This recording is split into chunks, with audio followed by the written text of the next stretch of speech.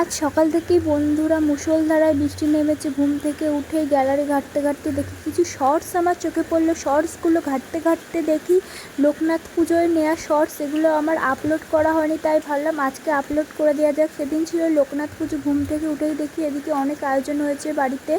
Fried রাইসের জন্য চাল, এদিকে পায়েস হচ্ছে। আর আমাকে দায়িত্ব দেওয়া হয়েছিল লোকনাথ ঠাকুরটাকে একটু গোছানো। প্রথমে আমি লোকনাথ ঠাকুরটাকে একটা কাপড় পেতে বসিয়ে নিয়েছি, তারপর স্নান করতে গেলাম। স্নান করে এসেই আগে সুন্দর করে ফলগুলো আমদানি করে নিলাম।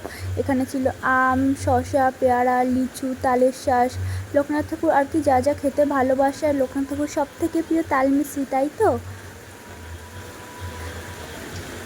এবার লোকনাথ ঠাকুরটাকে আমি সুন্দর করে সাজিয়ে নিচ্ছি।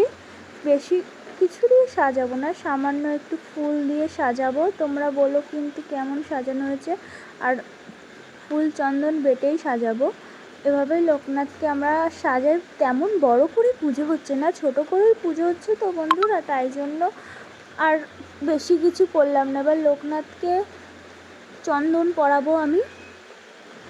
ফটোটায় ভালো করে বোঝা যাচ্ছে না অবশ্য, কেন বলো তো, কাচের ফটোতে না লোকনাথ ঠাকুরের মুখটা তো খুব ছোট, এই জন্য ভালো করে পড়াচ্ছি কিন্তু বোঝা যাচ্ছে না।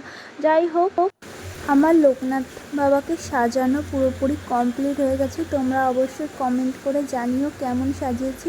খুব সিম্পল সাজিয়েছি অবশ্য। চন্দনের ফোঁটাগুলো অবশ্য বোঝাও যাচ্ছে না, কী করা যাবে, কাচের ফ্রেম তো, আর এই জন্য। আর এদিকে গিয়ে দেখি প্রায় আলুর দম রান্না হচ্ছে। ওদিকে ফ্রায়েড রাইস, পায়েস হয়ে গেছে, এখানে আলুর দম রান্না হচ্ছে। আলুর দমটা রান্না হওয়ার কিছুক্ষণ পরেই এদিকে 5 রকমের ভাজা হয়েছে।